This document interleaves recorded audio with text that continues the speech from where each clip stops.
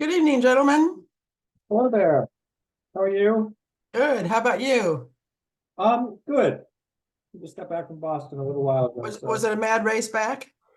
Riding the front of the wave before the traffic. Always good to get there before it backs up. Yep. So, yeah.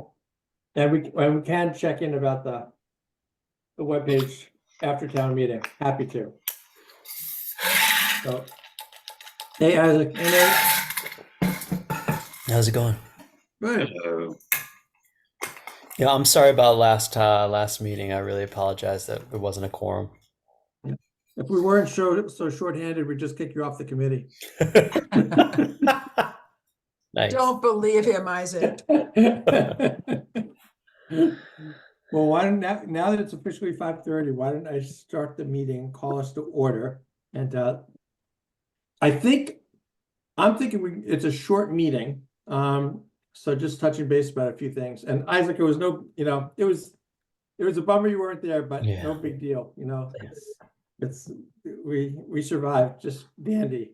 And it's always a dance not having an official meeting and still talking and figuring out what you can say and what you can't say. It's clear you can't decide stuff, but there's like deciding in lowercase that one can do. So it's always interesting. But Housekeeping and scheduling is fine though, so we were Yeah. clear. right, totally. So let's see. Any public comment? I see no public in attendance. No, I don't. Oh, so Gail, you're taking minutes today, I right? am. Great. And Nate, you're on for next time in May? Sounds good. Sure. Cool. Great. Thank you, guys. So seeing no public comment, we can just jump in. So I think it's prep for town meeting, and the stretch code discussion. So I guess the things I would kick off, I don't know well, I guess I sent you emails, but Gail definitely knows. I updated the stretch code page to, I created a new handout that I thought we could just go over, but Yeah, I saw that. after looking at the warrant and seeing that our friends in the FinCom decided that they didn't want to support this, I thought we really needed something that was short and concrete. So I Do you thought we know could what talk their about- objections are? Or if they have objections? Mostly it was abstentions. Well, so this is my take, is there's nothing in the budget. There's no budget implications for Right. this, so there's So really no reason. Why would they respond? Yeah. Yeah, and the fact that the select board, which we report to, didn't recommend or not recommend, like they should take a position. It's all very odd. It seems like Yeah, I just want to say I watched the tape, right? I went to the tape. So smart man. you're right, Gail, that there were I think 5 abstentions, and that was reflective of the fact that FinCom had not discussed the article as a group. And one person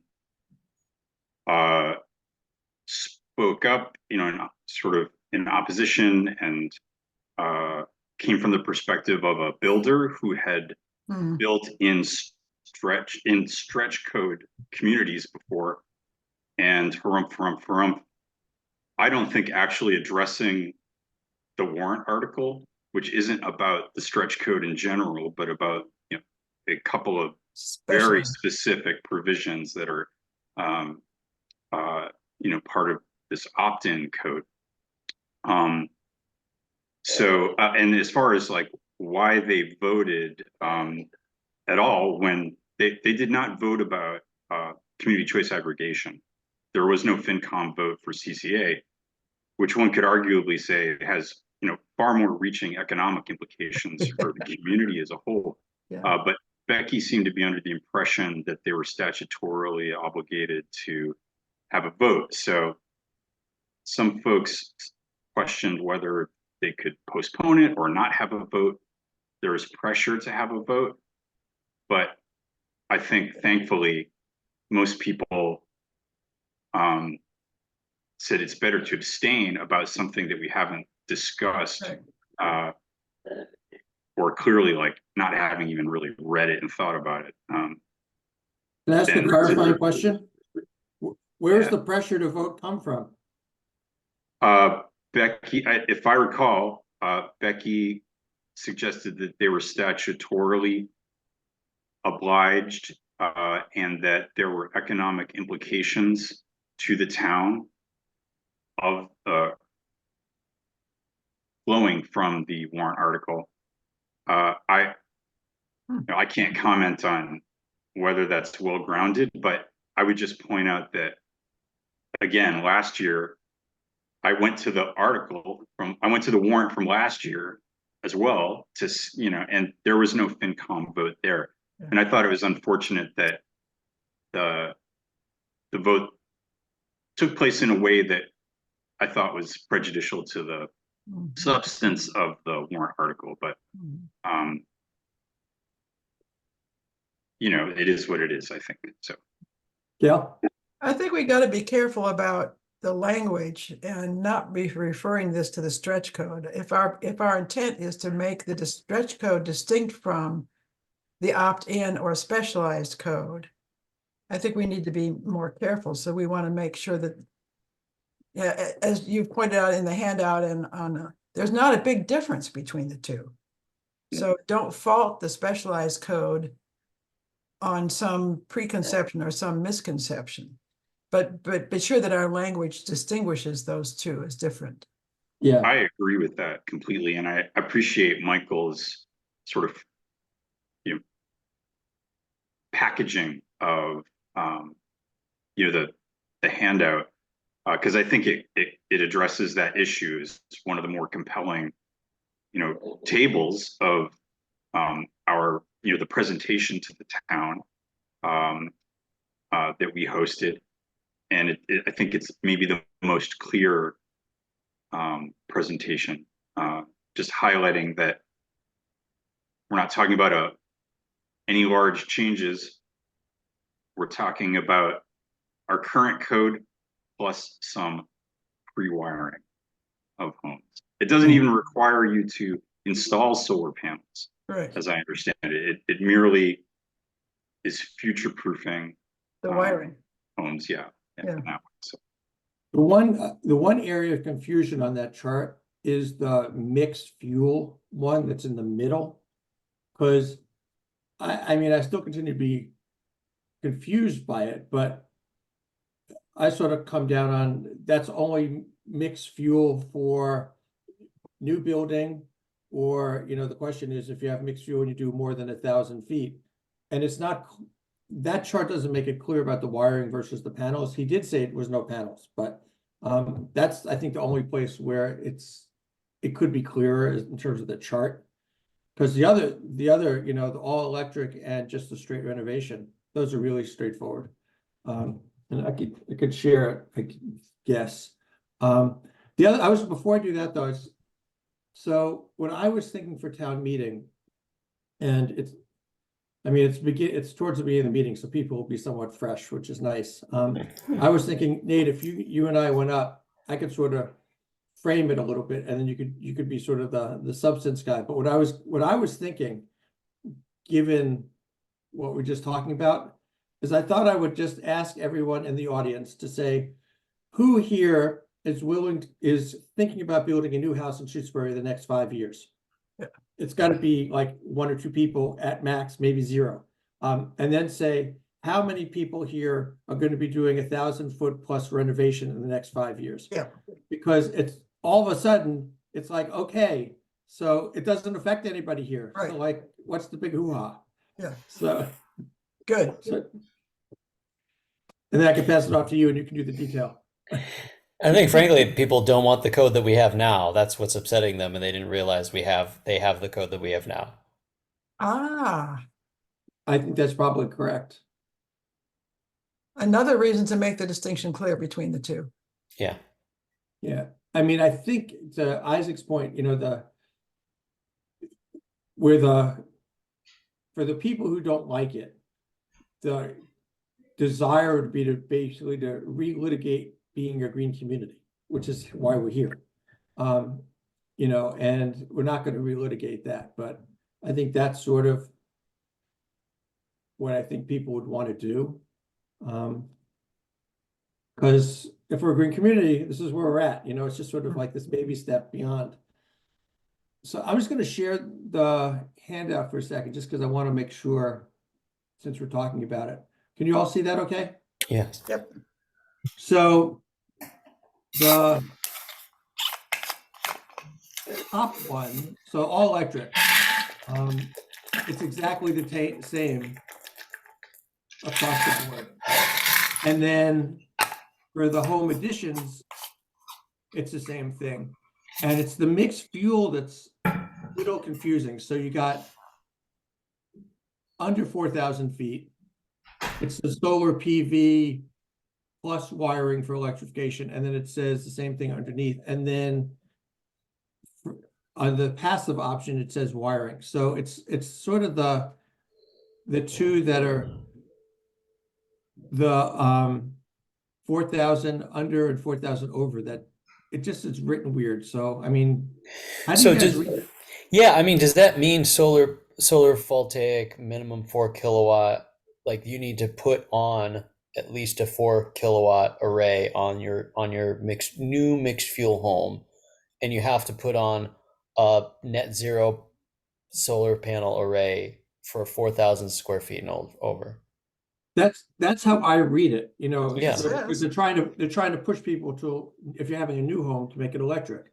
Yeah. And then you only have to do the wiring. But if you do the mixed fuel, because you're not doing what they prefer, they want to make sure that you actually put solar on the house.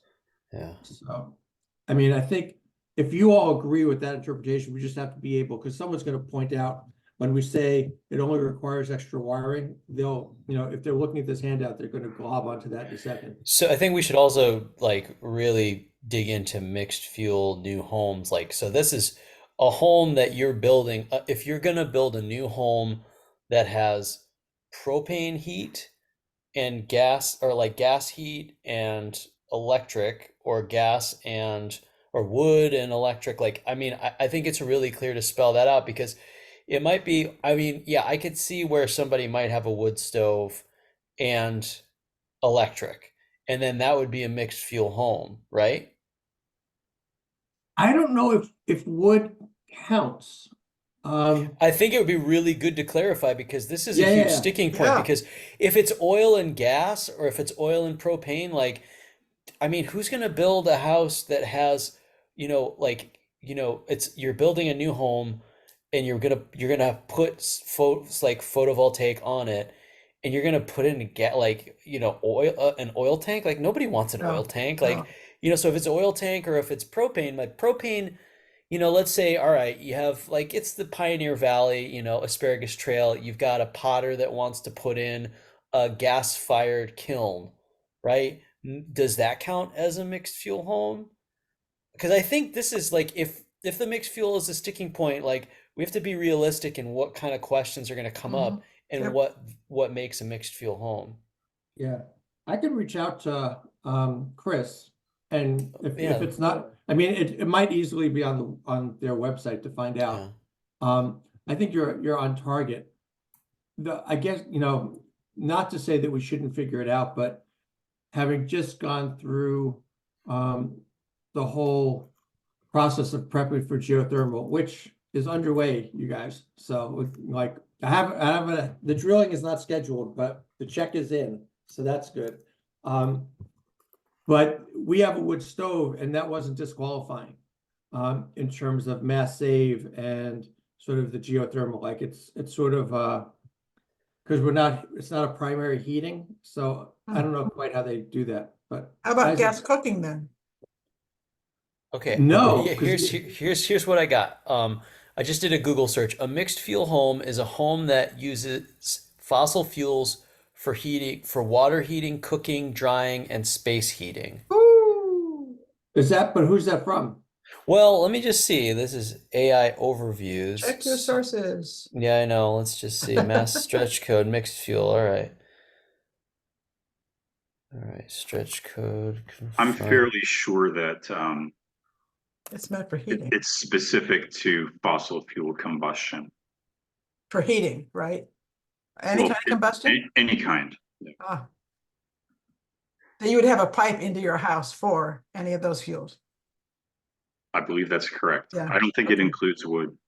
Oh, okay. Let's confirm. A mixed fuel building, a building that contains combustion equipment or includes piping for such equipment.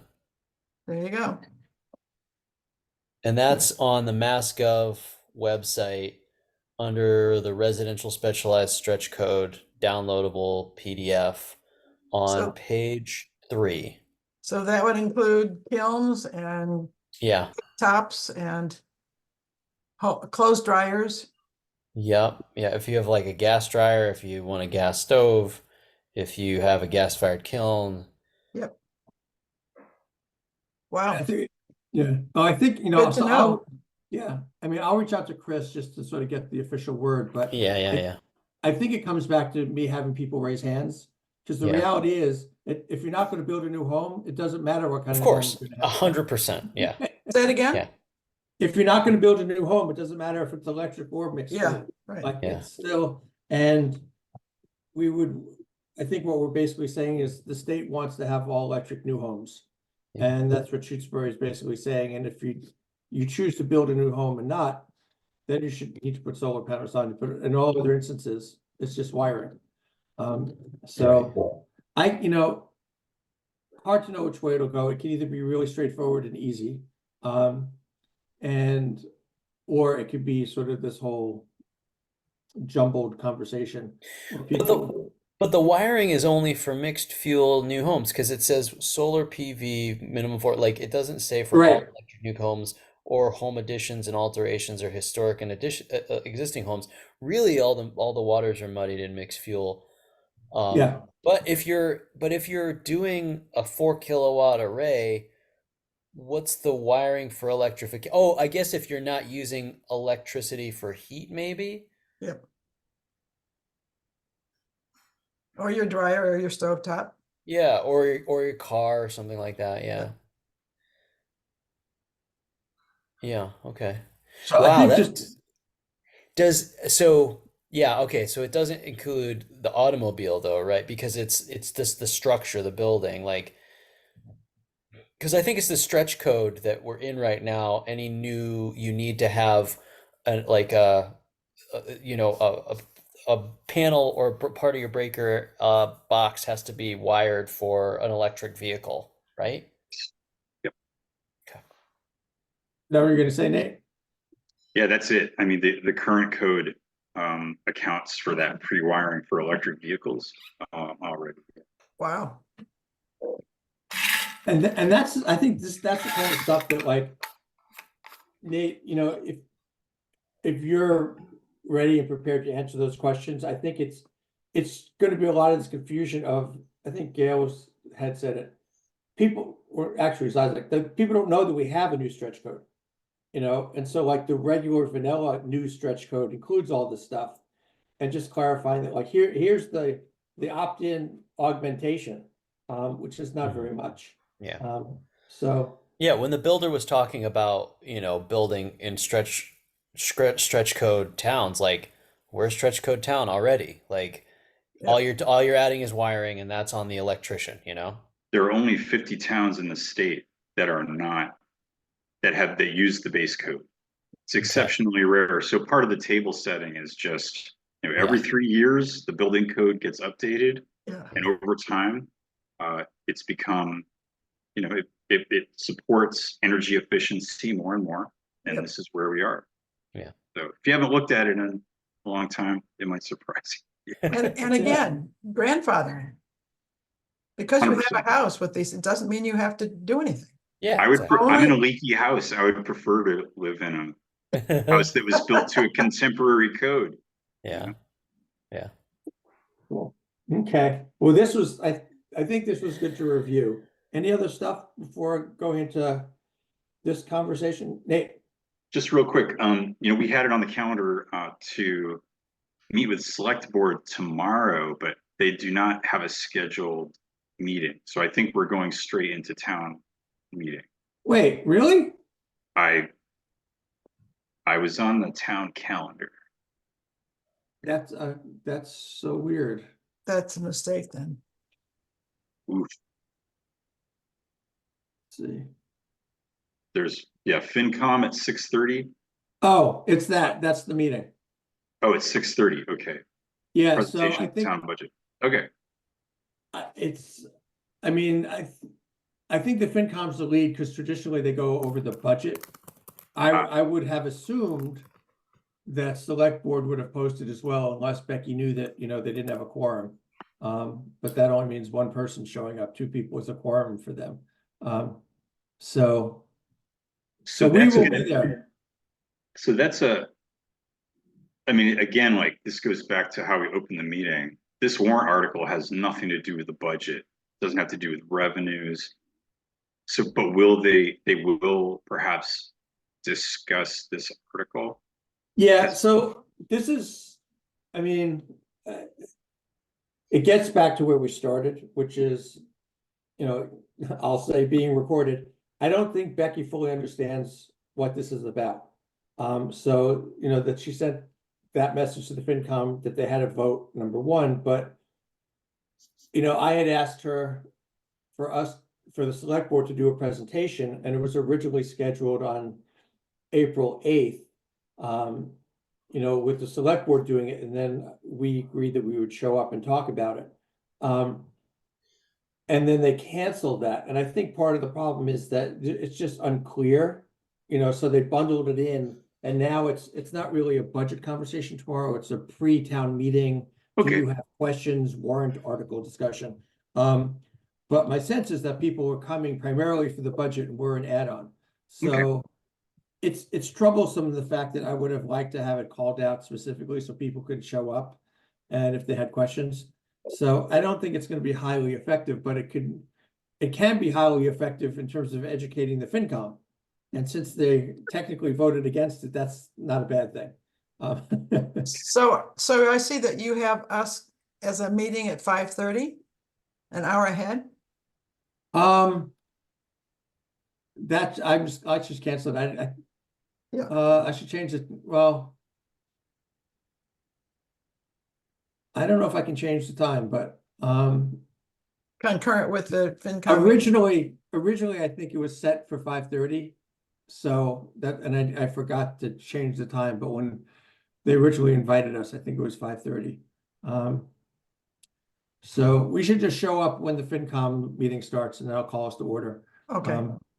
So, you know, Yeah, I don't think I'm gonna be able to make it for tomorrow. that's great. Then we don't have a Yeah. quorum. So then we don't even have to worry about posting it. Yeah. Yeah. No, it's no big deal. I aim to please, that's all.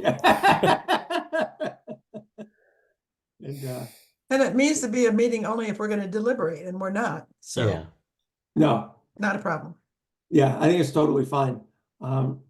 And then if the time is off, it really is irrelevant because we're just going to show up. And I mean, I do think since I'm not sure who will be in the audience and who will have questions, really, it is a good time to sort of talk to the FinCom and make sure that those folks understand what it is, because it might come up at town meeting. And if they can say in front of town meeting that they understand it differently now, that would be convenient.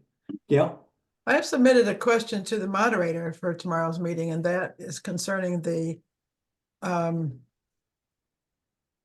expense limits in the revolving fund, which lists SRECs for 30,000 a year expenses. And my question is, why in the world would SRECs have an expense? It's an income generator, right? And Yeah. in addition, where in the world do we have SRECs in town? Our installations are old enough, even if they had them at the beginning, they have certainly expired by now. And my question is, my guess is that they were not entitled to SRECs when they were installed. So that's a That's a good non-budget question for the FinCom tomorrow. So Is it possible that they're purchasing SRECs as like an offset or something like that? who knows? Yeah. What expense could there be for SRECs if we had them? Yeah, and it'd be handy for us to know. Well, let me move us on just because we should keep it Oh, we don't have to worry about the select board timing, but we'll keep it short anyway. So are we good? I think the only thing I have to do is I have to get that, now that we're okay with that handout, I just have to get it printed at town hall, so I will do that. Good question. Yeah. Do we also plan to have available at least the FAQ, which has it has information about, do I need to cut down trees to meet the solar requirement? Things of interest for sure to people. Yeah. Do you recall how many pages that is? It's a 2-pager, so to be double-sided, single handout. Yeah, I'll just do that too. Okay. I'll do both of them. And I'll go up to town hall maybe tomorrow and get that done. And Nate brought the language up to date on that, so. Oh, great. Cool, thank you. So so the link that's on our page links to the updated version. Is that what you're saying? I reviewed it and I think it looks good. Okay, cool, great. Well, it's always good to be prepared, and who knows, maybe it'll just smoothly sail through. Because there's other things people can be agitated about. Yeah. So the other stuff in terms of updates, these are both interesting. So the select board application for an EV charger. I was pretty sure when Eric came to our meeting a couple months ago that he said it was a moot point because they withdrew the offer. Yeah. And then I might have CC'd all of you on the response to Becky and the select board, and she wrote me and said, "Where'd you get the information from that it was withdrawn?" I said, "From Eric." And she went back, and apparently it's still alive and well. So I would ask her for a source for that, because when we looked online, it had an expiration date of December 31st, 2023. It's on tonight's select board agenda at 6:40. Okay. EV charger proposal from Livingston update. There you go. Okay. Stay tuned. Yeah. Cut this meeting short and let's go. Okay. Yeah, and I will say, what Eric conveyed to me, I'm guessing he might have conveyed to you, Gail, as well, but that he missed the meeting where Gail suggested to us that might not be a priority for us to move on.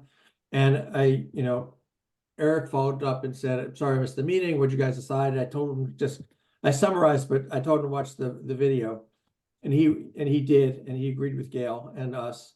And he said, thinking about it that way, it makes total sense not to prioritize it. So, who knows where it'll go, but I think at least on 1/3 of the select board is in agreement with our evaluation at this point.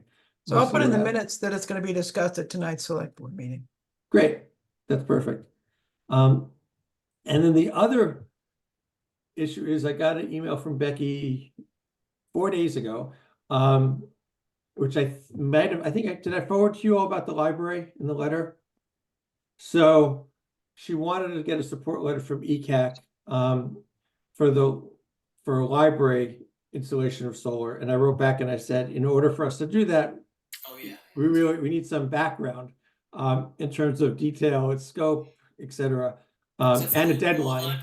Old library or new library? New library. Yeah. New library. And so at this point, we don't have enough to go on. All that she wrote, which I don't even fully understand, is they're asking for solar for the library with a lightning pickup truck to act as a battery backup for the library. So do you understand that, Nick? They actually want a pickup truck? Well, it sounds like a distributed grid to me, and I think it'd be awesome if you could do that. So describe what that is. Can you stop screen sharing so we can see each other? Oh, I'm so sorry. Sorry it's about just that. this concept of pairing solar with battery backup, and sort of literally distributing the grid away from just like transmission lines, and instead in the case, I don't know how much it costs to get battery backup for a facility like the library, but but a Ford Lightning vehicle would be that'd be it's intriguing to me. That's all. Okay, Well, I'm gonna because Is interrupt you that for the a name of the second. truck, of the pickup is a Ford Lightning? Is that Yeah, a? you could run a building off of one when the power goes out. Really? It's kind of the same thing with the electric buses. Like that essentially is like a giant generator that you can park anywhere in town. So I mean, well, this is all interesting because Yeah, I mean, we couldn't have written a letter to support this without understanding it, number one. I wonder who's gonna use the pickup truck, like what the purpose, who's like, we're buying a pickup truck essentially, who gets to right? drive? Yeah, that'd be a town vehicle? I would assume so. Did she send you the application, the grant application? I got nothing. Talk to Elaine Julio. Okay. Yeah, I learned more from Nate in the last 1 minute than the email exchange. So, and it looks like Jody Rodar is trying to join us. I didn't see her because we were screen sharing. Gail, good catch on that. I didn't see the participants, so, but she's not connecting, so. If she connects, I will apologize for, and I know she wasn't there when we did public comment, but she might have something she wants to talk to us about. So I think I have no idea about the deadline for this letter. It might have passed. If we get information from Becky, I think it would make sense for us to support it, but we definitely need the facts before we do. So, I guess there's one or two ways we can proceed. One is to just sort of have the committee agree that someone can write the letter, assuming that we like the idea, or we can just wait till the next month. But I feel like we should know the information before we actually agree to support it. Yeah, Even though it sounds cool. ask Elena, because she's the one that at least started asking questions about it, as if she knew or was involved, knew who was going to write it, was involved in the writing, and she would certainly know the deadline. Okay, I'll follow up. Is it a Green Communities grant? I have no idea what grant it is. Oh, okay. I mean, I'd always, so the last that I heard Basic information needed. was last year, when, or somewhere in the last year, when we were talking about the MVP grant. The reason that we ended up doing, and Becky wrote it all, I was just part of an initial conversation, was to apply for solar for the library, because DOER would not pay for something that didn't have an existing bid and was spec'd out and all that kind of stuff. And the library already did, because it was part of the bigger process. So Right. I believe that the town applied for the MVP grant for that. So either we didn't get it, or we're reapplying to MVP. That's two guesses based on limited information, so we shall see. So I think the only other substantive stuff we got to talk about is for next meeting. I just wanted to, I think we were gonna, Nate, you were gonna do a little research on the Climate Leaders Community Program. I think it was you, or was that correct? I'm sorry, I didn't hear what you're saying. The Climate Leaders Community Program, which is Oh. the thing that we're trying to get ourselves into. But I read the minutes earlier, but Yeah, I sent the updated minutes. yeah, no, I saw them. I'm just I was gonna go look and see if, Nate, do you remember if you agreed to that, or is it me? I may have agreed, but I think, and I apologize if I really did, but I think, the opt-in code is, I think, a requirement to be. Yeah, it is. Right, So, Right. so there's that's baby steps. I think I do recall that what we talked about was using that climate leaders framework as a way of thinking about, the next year of activities for this committee. Right. Exactly. So if that vote, if it's favorable on Saturday, then I think it would make a lot of sense to put effort into that. But I did not do much homework on that. So That might make it worthwhile to know if we're gonna use that as a plus for voting, know what the Climate Leaders Community Program would, how that would benefit us. Yeah, I think that's a selling point. So basically, we have all the next thing is if we adopt the specialized code, then it's developing a municipal decarbonization roadmap, which they will we just need to write a letter saying that we intend to apply for this program, and then I think what organization will they'll provide us like a liaison that will help us build this roadmap. Okay. So it's going to be assisted. Yeah, so we provide a letter of intent, and they will provide a consultant. The CLC will provide a There you go. consultant to assist us with the developing of the decarbonization roadmap. So really, I think it starts after specialized code passes, if it does. So I have two thoughts on that. One is, I'm sort of feeling that we have a point person on this. Isaac. Yeah, I'll let you ponder that for a minute, but it also, it feels very much like the MVP plan process. So Yeah. with the municipal vulnerability preparedness, I had to write some policy thing that the select board then signed off on, and then we ended up applying for planning money and then we got consulting money, and we got someone who is a consultant, I'm forgetting from where, to walk us through the whole like community engagement prioritization list for MVP. So I think it's very similar where, once you get in, they've got a pre-vetted group of people who are consultants who then work with the town and walk you through whatever the process is. And then ultimately, once you get the plan, the next step, not that anyone's there yet, will be being able to apply for action grants, just like MVP action grants. Gail? And one of the things that we come up against is that there is not a grant for the planning. So how to even do the consulting work, you can't get a grant for the consulting planning. So this would buy that into us. Right. Yeah, well, I think That's what this provides. Yeah. Yeah, it's what I think they've ended up doing is rather than giving towns money to go find the consultant, you get approved, and then what you do is you pick your They consultant. provide, yeah. Yeah. Perfect. Yeah. So I think that would be good.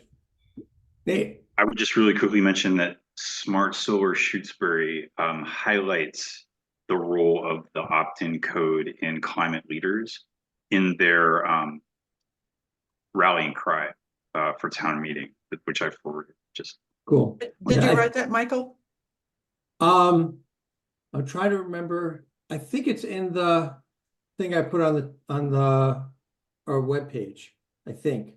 I wrote some blurb about why it was important. I can't remember where it was.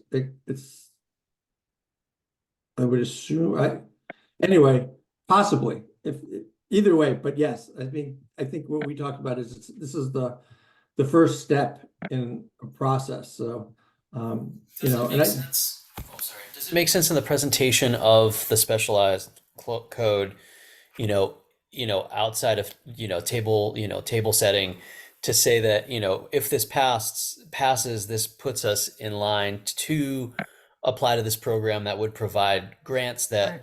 allow us to do the front loading work that we haven't been able to do before, and able to actually apply for funding Right. for projects in town. For stuff this committee's charged with. Yeah. Yeah. yeah, totally. I mean, we don't know the details of what that'll look like, but I think definitely, I mean, you articulated it very well. Yeah, I think it makes sense. So Isaac, you willing to take the lead on the climate leaders thing for real? Sure, yeah. I mean, we could do that. Yeah, I think it's just about passing the stretch code, and then once that goes, one of the notes was we have to find out what that letter entails, and I guess I could reach out to Chris Mason and see what would be required. Is there a form letter or something like that, or is there a previous example of a letter, and we can work within that to submit it, and then get the process moving and figuring out who would be the liaison or the that would work with us. Cool. Yeah, and I think we can wait just wait to town meetings, find out what happens, and then go Yeah, from there. exactly. But that sounds exactly right on. Yeah. Okie dokie. And then the other two things are on well, no, actually CCA status, that isn't on mine. I have to, after town meeting, I said I would bug the select board to like follow up on the colonial situation because we want to go forward.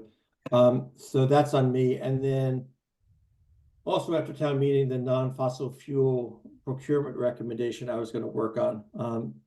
So I figure, I could start in May on that one, maybe bring it to the May meeting and then, talk about it in June. So, but definitely CCA because we have to keep the momentum going. And there's, I can appreciate there's a lack of bandwidth going into town meeting, but on the far end, there should be a little bit more room to sort of address this. So any other substantive things you all want to bring up before we do minutes? Minutes?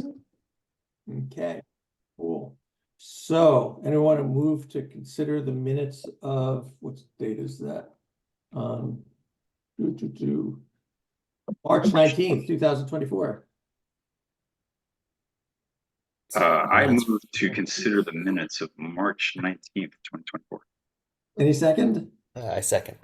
Great. And discussion, comments, edits, etc.